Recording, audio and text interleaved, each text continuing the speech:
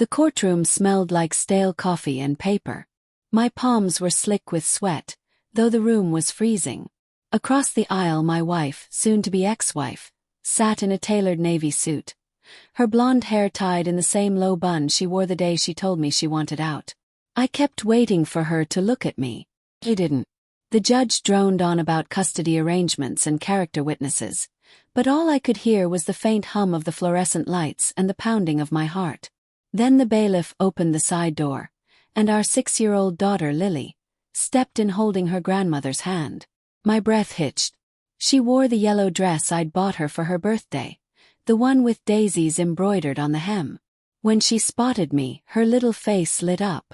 She waved before her grandmother whispered something that made her arm drop. That's when I realized I wasn't supposed to exist as Dad in her world anymore. The judge smiled kindly at Lily and asked, "Do you know why you're here, sweetheart?" She nodded, eyes darting between us. "Mommy said I have to tell the truth." My stomach nodded. "Can you tell us where you feel safest?" the judge asked. Lily's lower lip trembled. She turned to her mother. "Mommy, can I tell him the secret first?" The courtroom fell silent. Even the judge looked unsure how to respond. My wife shifted uncomfortably, her hand tightening around her pen. "What secret, Lily?" I asked before the judge could stop me. Lily looked at me with innocent confusion. "The secret you said not to tell Daddy, remember? About Uncle Ryan living in our house now." The words hit like a brick to the chest. Every breath left my body. The room blurred around me. Ryan. My best friend since college. The man who stood beside me at my wedding. My wife's eyes snapped to Lily, her face draining of color. "Sweetheart, that's not." But Lily kept going, her voice bright and unfiltered.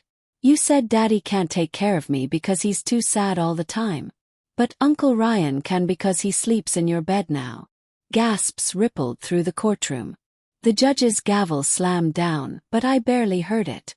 I was drowning in the sound of my own heartbeat. Every memory of the last year, the sudden distance, the late nights working, the pitying glances from friends, crashed together like a tidal wave. My attorney touched my shoulder, whispering something about staying composed, but I couldn't hear her. My gaze stayed locked on the woman I once swore to love until death. Her expression flickered between fury and panic. And for the first time, I saw something real behind her polished mask. Guilt.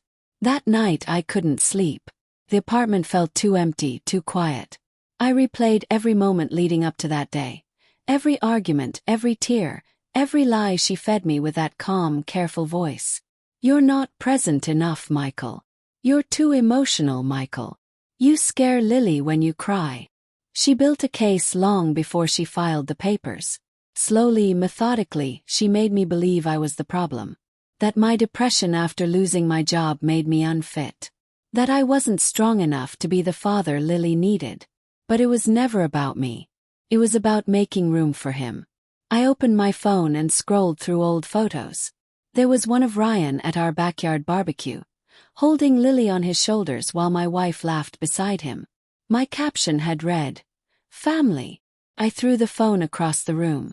Then, through the quiet, I remembered Lily's voice, soft, unsure, asking permission to tell the secret. My little girl didn't mean to destroy her mother's case. She just told the truth because that's what I taught her to do. The next morning my attorney called. Her tone was cautious. "The judge postponed the ruling," she said. "Given what Lily said, your wife's credibility is in question. There will be an investigation." I didn't feel victory. Only a hollow ache where love used to live. 2 weeks later, I saw my wife again at a child psychologist's office. The court ordered family sessions. She looked worn out, the sharp edges dulled.